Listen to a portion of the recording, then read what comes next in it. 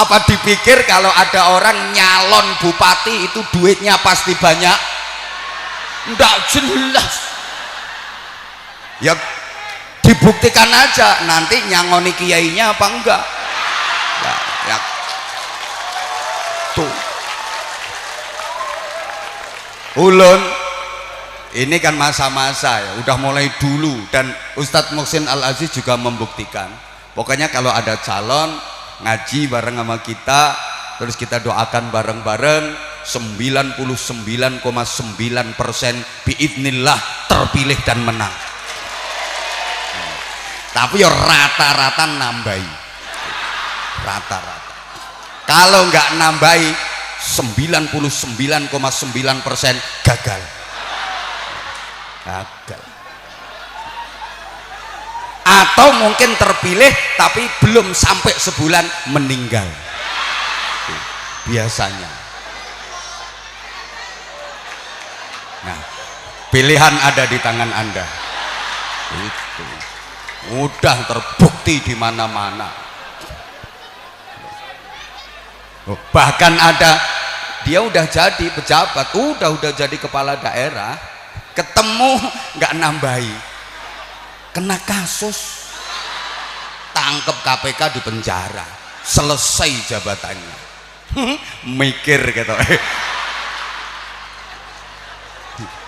Siapa suruh datang? Udah kalau nggak tahan tinggalkan panggung, nggak ada masalah. Wong majelis ini nggak didatangi dia juga tetap jalan. Halo? Kalau nggak gini bukan Abah Anza namanya. Itu.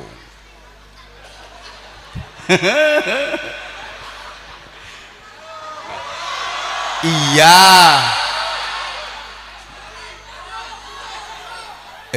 Emang kita sekarang hidup di zaman keruh, maka wajib hukumnya bagi kita yang keruh, yang butek-butek ini untuk berusaha mendekat ke sumber mata air tadi, mencari air bersih, mencari air bening, mencari air jernih, dan sumber mata airnya adalah Rasulullah Muhammad Sallallahu Alaihi Wasallam. Nah, kalau kita nggak bisa sampai ke sumber mata airnya, karena nggak mudah untuk bisa mencapai sumber mata air itu, penuh rintangan, tantangan, dan jalan terjal. Nggak gampang loh bisa deket sama Nabi Muhammad Sallallahu Alaihi Wasallam. Apalagi kita nggak sezaman. Caranya paling gampang itu mimpi ketemu Rasulullah. Ada nggak di zaman seperti ini orang yang berjumpa dengan Nabi Muhammad? Ada. Imma fil yaqdah, dalam keadaan tersadar ketemu langsung dengan Nabi Muhammad. Ada. Wa imma fil manam, atau setidaknya melalui mimpi. Orang-orang pilihan, para kekasih Allah, para kekasih Rasulullah, orang-orang yang benar-benar dipilih sama Allah, dicintai Rasulullah, bisa ketemu sama Rasulullah dalam keadaan terjaga, tersadar, ketemu langsung atau lewat mimpi. Kalau peyan juga mimpi, tapi ya ketemu luwak, garangan. Kalau nggak gitu ya dioyak-oyak gendruwo. Karena mimpi itu roh, al arwah junudun mujannadah. Roh itu kan nyari setelan sendiri-sendiri, nyari pasangan sendiri-sendiri. Roh yang baik nyambungnya ya dengan roh baik. Tapi kalau roh yang buruk ini hanya bisa sambung dengan roh buruk. Roh baik dengan buruk tidak bisa nyambung. Makanya orang itu kalau baik, mimpinya ya mimpi baik. Allahu yatawaffal anfusa hina mautiha wallati lam tamut fi manamiha. Jadi roh itu begitu. Orang kalau baik itu seringnya dia mimpi baik. Orang-orang kita itu kan suka mengarti-artikan mimpi, betul? Betul? Nggak usah dikasih tahu, itu udah umum. Kalau ada orang mimpi kok giginya tanggal, mimpi untune copot, katanya mau ada keluarga yang ala nek rampal sak pirang-pirang. Terus ada anak perawan mimpi digigit ular, katanya mau dapat. Nah gitu umum. Sekarang ada janda mimpi dikerokoti garangan. Orang kita kan suka kayak gitu. Nah, orang kalau baik itu mimpinya baik karena rohnya dia nyambung dengan yang baik-baik. Lah wong elek iku ngipine akeh yo ngipi elek. Sehingga maaf ya, maaf. Kalau ada temen pian atau tetangga orangnya itu nggak pernah sholat, puasa Ramadan juga ndak, ngaji juga kada pernah, zikir kada pernah, orangnya pelit, terus cerita, Mas, ulun semalam mimpi ketemu sama Sunan Kalijaga. 1000% jangan percaya, 7 turunan jangan percaya, nggak mungkin. Ngopo Sunan Kalijogo belakraan metuki wong? Itu yang metuki bukan Sunan Kalijogo tapi Sunan Jogokali itu. Kalau nggak tukang mancing ya tukang ngising itu. Bener. Lah saya jadi ingat ya, pernah di Batu Ampar Madura itu kan saya pernah riyadhah di sana, ngatamkan Quran. Itu ada orang dari timur rambutnya panjang. Dia zikir di situ lama, tirakat katanya. Tak tanya udah 3 bulan. Itu zuhur, asar, maghrib, isya nggak sholat. Suatu ketika ngopi bareng sama saya, dia cerita, alhamdulillah saya udah ketemu Nabi Khidir 3 kali. Ini hati saya langsung tek, gedabrus saya gitu. No, nggak sholat toh. Dia sarkup memang sarjana kuburan, tapi kan nggak sholat. Nggak mungkin Nabi Khidir nemuin nama dia. Makanya saya penasaran, tak tanya ketemunya di mana? Di pom bensin. Ya aku mikir apa Nabi Khidir kehabisan minyak, aku ingat. Nah, iya ya. Tuh kan udah kelihatan banget kalau saya ngomong aku. Allahumma sholli ala Muhammad. Kalau kita nggak bisa mendekat ke sumber mata airnya, ya setidaknya kita mendekat ke sungai-sungai besar yang airnya masih bersih, airnya masih jernih, masih bening, agar kita yang kotor, yang keruh, yang butek ini mendapatkan gerojokan air bersih, air jernih, air bening, supaya lama-lama butek kita jadi hilang, kita pun jadi bening. Sampai sini bisa dipahami? Kita sungai kecil yang keruh, yang kotor, yang butek ini harus mendekat ke sungai-sungai besar yang airnya masih bersih, masih jernih, masih bening, agar kita yang keruh, kotor, butek dapat gerojokan air bersih, sehingga butek kita lama-lama jadi hilang, kita pun berubah jadi bening. Siapa? Sungai-sungai besar yang airnya masih bersih, masih jernih, masih bening, yang harus kita dekati tidak lain tidak bukan adalah para ulama, para kiai.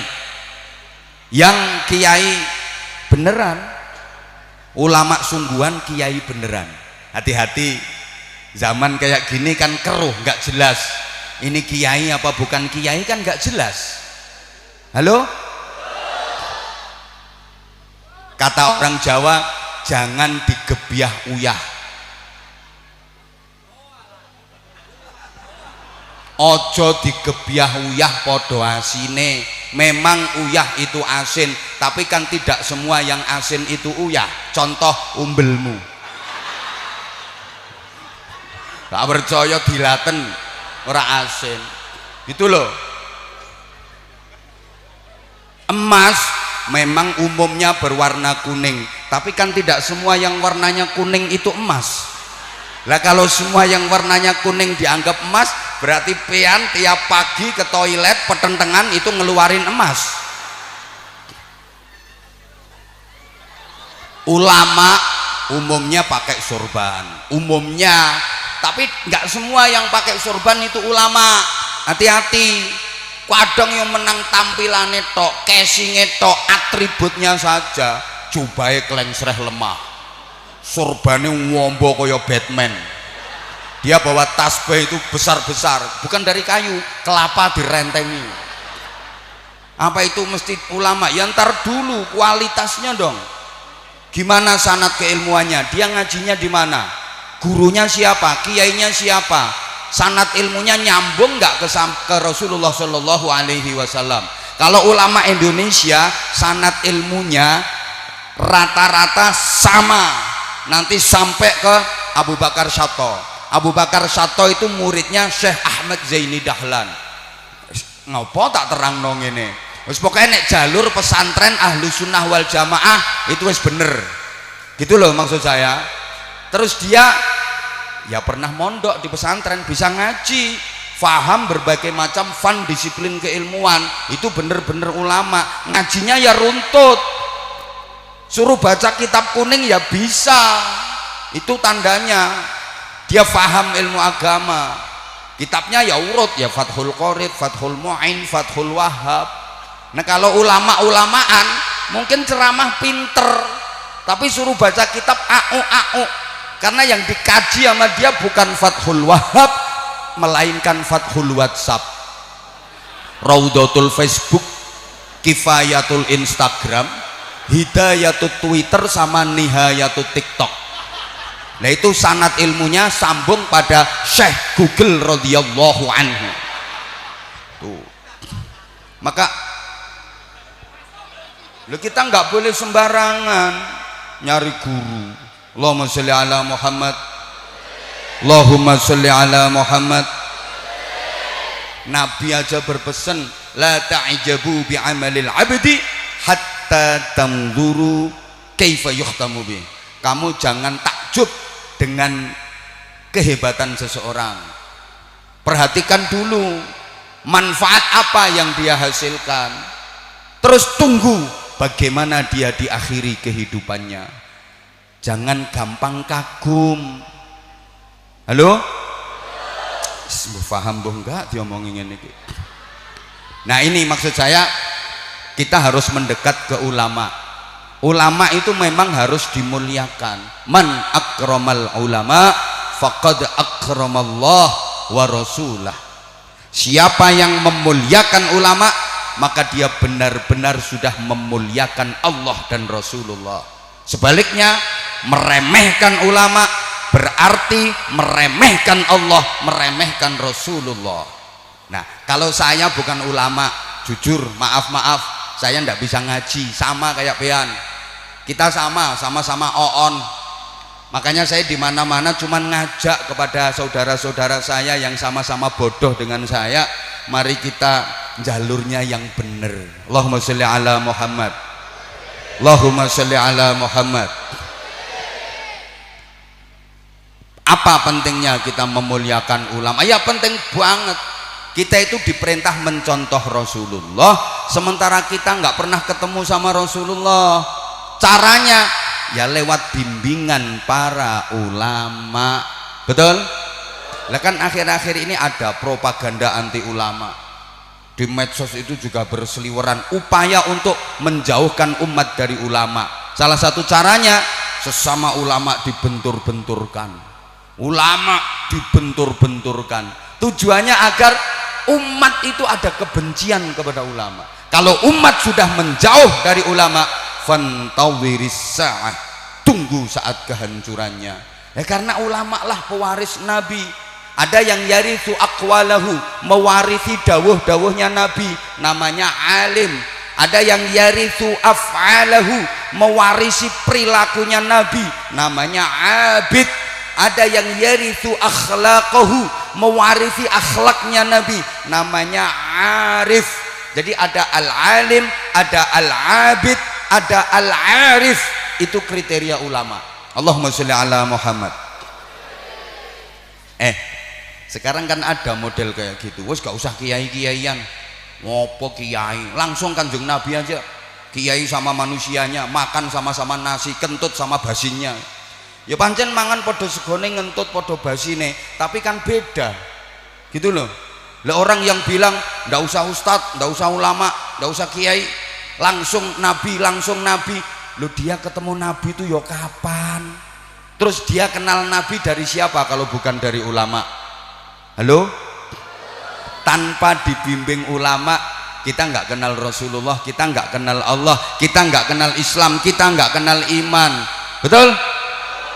Gaya langsung Nabi kita nggak usah pakai kitab kuning, apaan itu, ketinggalan zaman, udah nggak relevan, langsung sumbernya Quran hadis gaya. Kalau mau langsung mempelajari Quran hadis, maaf ya, utekmu itu sama dengan utekku, nggak nyampe kalau nggak punya piranti yang lengkap, iso jepluk malahan. Justru adanya kitab-kitab turas, kitab-kitab kuning karya para ulama itu memudahkan kita untuk memahami Quran hadis. Sudah dijelaskan, dijabarkan, nyampe ke kita tinggal memahami, mengamalkan, kan malah enak. Saya sering contohkan gini, para jamaah rahimakumullah, ibu ibarat ibu pengen merasakan harum dan wanginya kembang. Ada kembang mawar, kembang melati, kembang kenanga, kembang kantil, kembang, siapa ngomong kembang api? Harum kok kembang api nggo nyumet lambemu kuwi. Kembang sedap malam. Nah, ibu kan bisa pakai yang udah praktis, parfum namanya. Itu diolah, diproses dari bahan aslinya ya kembang, tapi udah disuling, disaring, diproses jadi parfum aroma mawar, parfum aroma melati, kan malah enak. Ibu bisa ngatur aroma, kepingin aromanya remeng-remeng ya makainya dikit aja, kepingin sedeng ya, kepingin semerbak 2 botol pakai mandi, kan bisa ngatur aroma. Lah kalau ibu pengen langsung, berarti pengen merasakan wanginya kembang, langsung menghisap dari kembangnya, bisa-bisa ndak kuat, pening kepala, puyeng iso geblak. Itu kalau mau langsung memahami Quran hadis nggak punya dasar keilmuan yang cukup. Atau bapak mas pengen minum jamu campur madu, kan enak itu madu yang udah diproses, udah bersih bening, tinggal nyuntek, ngudek, ngelek. Nah kalau langsung dari tawon berarti kan sama dengan menghisap madu minas silitit tawoni, abuh cangkemmu malah gitu loh. Paham pora tuh gitu ngomongin ini. Coba kita emboh. Ayo coba perhatikan, kalau Rasul bersabda begini, shollu kama ra'aitumuni usolli, sholatlah kalian seperti kalian melihat aku mengerjakan sholat. Ini pakai ro'a, melihat dengan mata. Saya ulang, sholatlah kalian seperti kalian melihat aku mengerjakan sholat. Ini perintah langsung dari Rasulullah. Lah kalau kita pahami secara letterlek, berarti yang bisa mengerjakan sholat hanya orang-orang yang pernah melihat sholatnya Rasulullah. Jujur pian sabarataan isoku mek iki tok, pernah kada melihat langsung sholatnya Rasulullah? Pernah apa enggak? Berarti enggak bisa sholat. Wong enggak pernah ngelihat sholatnya Rasulullah langsung kok, berarti pian enggak bisa sholat. Tapi nyatanya kok sholat. Dan umat Islam seluruh dunia cara sholatnya sama. Saya tanya di Salam Babaris, sholat Isya apa masih tetap 4 rakaat? Oh barangkali apa-apa harganya naik terus dikurangi rokaatnya. Enggak ya, tetap 4 rokaat ya. Tropean sholat Isya kok 4 rokaat itu nyontoh siapa? Nyontoh Nabi Muhammad, kapan ketemu? Nyontoh Quran, cari di Quran surat apa, juz berapa, ayat berapa yang menjelaskan kalau sholat Isya itu 4 rokaat. Kada ada. Ayo nyontoh Rasulullah, kapan lihat, kapan ketemu? Nyontoh Quran, tidak ada ayat Quran yang membahas sholat Isya 4 rakaat. Tapi nyatanya umat Islam seluruh dunia sholat Isyanya kok sama 4 rakaat. Terus sholat asar di sini kabarnya gimana? Masih tetap 4 rakaat? Nggak ditambah, nggak dikurangi. Itu nyontoh siapa? Nyontoh Kanjeng Nabi. Kapan jumpa, kapan ngelihat, nyontoh Quran, nggak ada ayat Quran yang memerintahkan sholat asar 4 rakaat. Terus jawabannya tetap nyontoh Rasulullah, cuman ada yang mendidik dan membimbing kita, ada yang mengantarkan ilmunya Rasulullah sampai ke sini. Rasulullah itu di Makkah, di Madinah, loh kok ilmunya sampai tapin, ilmunya sampai salam babaris, ada yang mengantarkan. Siapa? Para ulama, para kiai, para tuan guru. Ilmu itu ibarat air, Allah adalah sumbernya, Nabi Muhammad adalah pompanya, mesin pompa airnya. Lah para ulama itu pipa-pipa, paralon-paralonnya itu. Maka pipa paralon itu kelihatannya kan hanya apa ya, gelimbang-gelimbung. Ngerti gelimbang-gelimbung? Kayaknya ndak kerja, padahal sebenarnya pipa paralon itu kerja. Apa kerjanya? Nganter air dari sumbernya. Maka siapa yang meremehkan pipa, meremehkan paralon, siap-siap nggak bakal kebagian air. Rasulullah di Mekah, di Madinah, le ilmunya kok bisa sampai tapin, bisa sampai salam babaris, ada yang mengantarkan. Siapa? Para ulama, para kiai, para tuan guru, guru-guru ngaji itu yang mengantarkan. Maka kalau nggak percaya, pengen Islam di salam babaris, di tapin, tetap makmur, tetap syiar, tolong guru-guru ngaji diperhatikan dengan baik. Tolong sekali lagi, guru-guru ngaji diperhatikan dengan baik. Kalau pengen Islam tetap syiar, tetap eksis, tetap istiqomah, tetap jaya. Tapi kalau guru-guru ngaji sebagai pipa-pipa, pralon-pralon perantara ilmunya Rasulullah kada diperhatikan dengan baik, nggak lama Islam akan selesai, Islam akan habis. Gak percaya? Bangun masjid sebesar-besarnya, silahkan bangun masjid segede-gedenya, tapi guru-guru ngaji nggak diperhatikan, sepi masjidnya. Betul? Orang sekarang itu udah banyak masjid yang sepi. Maaf, banyak orang bangun masjid kegeden. Saiki akeh wong bangun masjid kegeden, masjidnya gede, jamaahnya cuma dikit, akhirnya masjidnya lobok. Padahal apa-apa nek lobok itu gak enak. Enak sing ngepres. Ayo sampean pakai BH lodok yang brosot kok. Atau bapak pakai katok lodok melorot. Enak sing ngepres. Bojo lodok era penak kok. Enak yang ngepres. Lah sekarang banyak orang bangun masjid itu kebesaran, longgar masjidnya. Masjidnya gede, jamaah cuma sebaris 2 baris, itu ngabisin duit, ngabisin biaya. Nah, bener ya kalau jamaah cuma 1 soft 2 soft, 1 baris 2 baris, bangun masjid nggak usah gede-gede, entek duit, ya wis gawean jelantir dawa nak ya wis. Halo? Gara-garanya apa itu?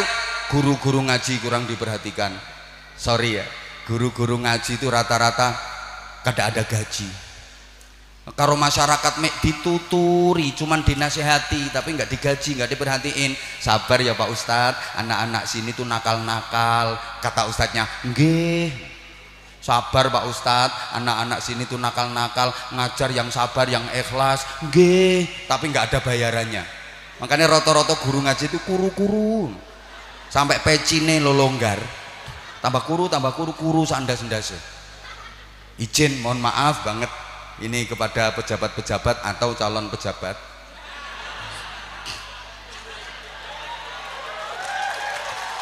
Kalau misalnya nggak ada guru ngaji, bagaimana moral masyarakat? Bagaimana mental masyarakat? Siapa sih yang membina akhlaknya masyarakat, yang mau berbuat jahat jadi sadar, jadi orang baik? Yaitu ya guru-guru ngaji, ustadz, kiai. Itu yang terjun langsung ke masyarakat, membina masyarakat. Tapi maaf, perhatian dari pemerintah kurang. Loh, camat aja dapat mobil dinas, padahal kerjanya cuma tanda tangan stempel, itu aja dapat mobil dinas. Lah kiai-kiai yang pertentangan keliling kampung belum ada kiai dapat mobil dinas.